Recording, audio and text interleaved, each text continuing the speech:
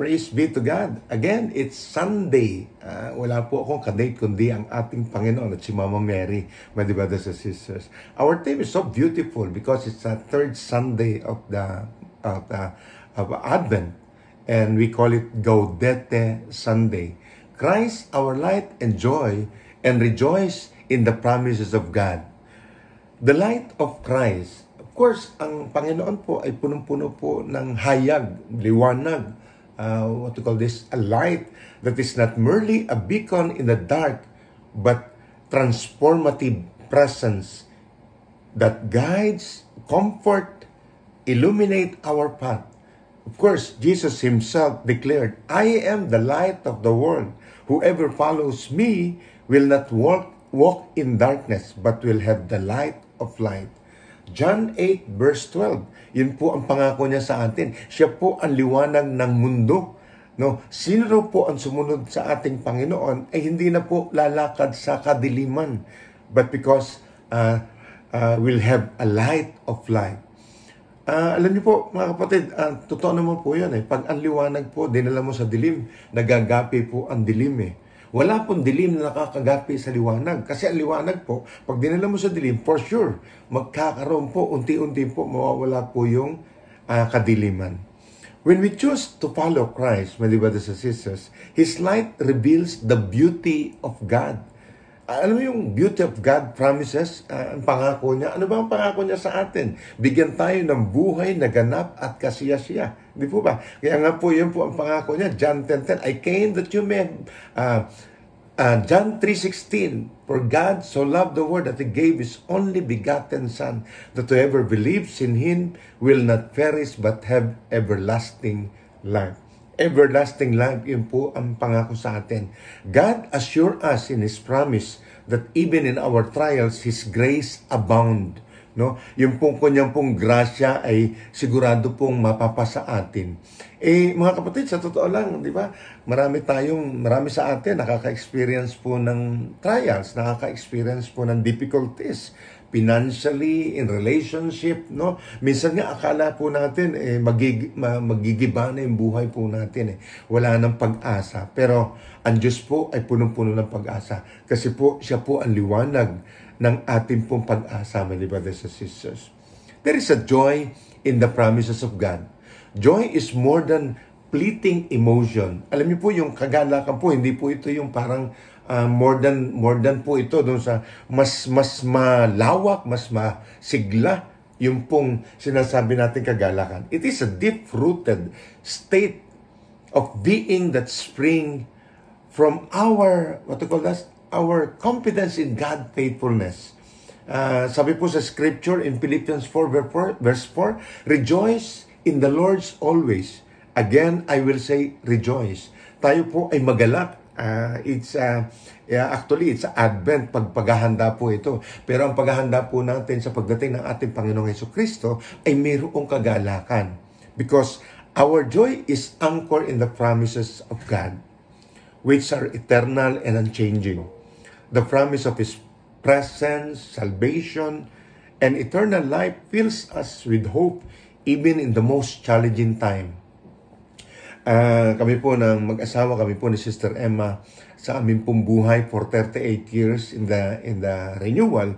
My dear brothers and sisters, marami po kaming mga naranasan, mga pagsubok, na akala namin puro na lang dilim, wala na pong liwanag. But again, brothers and sisters, when alam niyo po kasi pag nakilala mo ang ating Panginoong Jesucristo, ating Panginoon, punong-puno ka ng liwanag punong-puno ka ng kasayahan, pati po yung mga mukha natin, ugali natin, nagliliwanag, na nagbibigay ng hayag, doon po sa iba po na meron pong kadiliman din. The promise of His presence and salvation, my brothers and sisters, and eternal life fills us with hope even in the most challenging time. Kasi yun naman po ang binibigay sa atin po ng ating Panginoon, yung biyaya ng pag-asa. No, another one is to rejoice together with hope. As a community of believers, like for example sa ating pong community sa Love Flock or sa ating community sa Archdiocese of Cebu, Ito po ay nakakatuwa po community po ng believers, we are called to rejoice not only in the personal victories, not only in the personal victories yung pansarili natin, but also in the collective hope we shared in Christ as a community. In Psalm 27 verse 1 said, "The Lord is my light and my salvation. Whom shall I fear? The Lord is my stronghold of my life, and whom shall I be afraid?" No, totoo naman po yan. Pag ikaw po sa buhay mo po ay punong-puno ka ng liwanag ng ating Panginoon. Of course, ang kaligtasan po ay lagi po nasa atin. No? Sino po katatakutan natin kung ang Panginoon po nasa ating pong panig, di ba? Sino po katatakutan natin? Nagpo-protection sa atin ang ating Panginoon. The Lord is a stronghold of my life. Whom shall I be afraid? Kung ang pinangahawakan po natin ang ating Panginoon, wala po tayong dapat ikatakot. Kasi siya po ang magliligtas sa atin, siya po magpuproteksyon sa atin, siya yung magbibigay ng biyaya sa atin upang magtumibay ang ating pagiging Kristiyano. In this Advent and Christmas season, my brothers and sisters, let us remember that Christ's light burns brightly in each of us. Ikaw, ako, tayo po. Ikaw na may karamdaman, pag tinignan mo ang ating Panginoon, punong-puno ka ng liwanag. Yun yung sinasabing liwanag ng pananampalataya. By embracing the promises of God, we become bearer of the light to others. Nagiging tagapaghatid din po tayo ng liwanag sa iba. Spreading the joy, hope in our families, no? Sa ating pamilya, sa ating mga anak, sa ating mga magulang, sa ating mga kapatid, nagbibigay liwanag ka. Sa ating community, sa ating mga brothers and sisters, no? Sa bawat community po natin na nagbibigay po tayo ng liwanag sa ibang mga tao na magugulat ka na lang nagkakaroon sila ng pag-asa. Why? Because of you, because of me, because of us. Kasi po tayo mismo tagapaghatid ng liwanag ng ating Panginoon. And of course, sa buong mundo, naalala ko tuloy yung recommitment po after the life, in the end of the Life in the Spirit seminar. We lighted a candle. Of course, yung kandila po ay habang walang sindi, walang silbi. Nasa isang tabi lang, nasa isang kahon, nasa isang sulok, no? Pero pagka sinindihan po ito, nagbibigay po ng liwanag. Ang isang kandila ay sinindihan ng isa pang kandila, pangalawang kandila, tatlong kandila, 10 kandila, maraming kandila, my brothers and sisters, na nagliliwanag, nagagapi ang dilim. Natatalo po ang dilim. At nagbibigay ng buong liwanag. Hindi lang po sa community, hindi lang sa pamilya, hindi lang sa opisina, kundi sa lahat po, my brothers and sisters. Yan pong kandila po na yan, pag sinindihan mo yan, mauubos yung kandila Totoo lang di po ba? Mauubos yun. Kasi habang tumatagal yon na po yung candle mismo. But bago po ito po ay mawalan ng ningas o mawalan po ng sindi o mawalan po ng liwanag, my brothers and sisters, nagkaroon ng silbi. Nagbigay ng liwanag.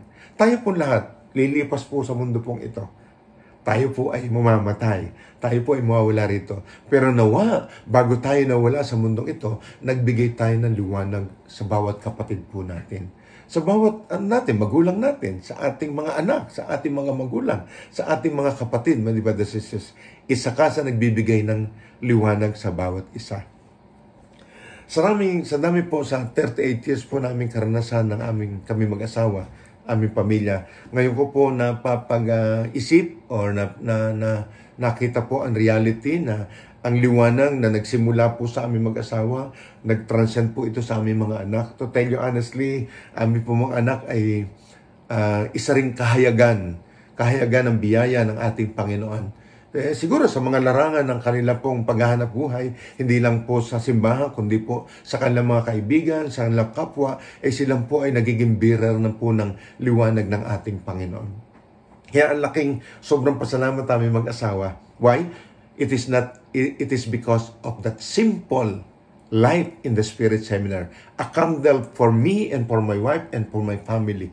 My brothers and sisters, it fulfills the promises of God na ang bawat isa po sa atin ay magbibigay ng pag-asa sa ibang tao. Kaya nga po, manalangin po tayo. Let us pray, a prayer to rejoice in Christ and our light and joy. In the name of the Father, and of the Son, and of the Holy Spirit. Amen. Thank you, Lord Jesus, for being the light of the world, to guide us, to light our path, O Lord God, especially in the darkness of our life, into your marvelous light, O Lord God. Help us to rejoice, Lord God, always in your promises, and to find unshakable joy in your faithfulness, because you are so faithful. Hindi ka po tumitigil po sa bawat sa amin. Fill our heart with the hope that comes from your word, and make us an instrument of your light and joy to those around us, to our family, to our brothers and sisters in the community, to our office, O Lord God. Gawin po kami na magliwanag po. We pray, O Lord God, in the mighty name of your Son, Jesus, the Father, the Holy Spirit, one God, forever and ever. Amen and amen. In the name of the Father, and of the Son, and of the Holy Spirit. Amen and amen. Praise God.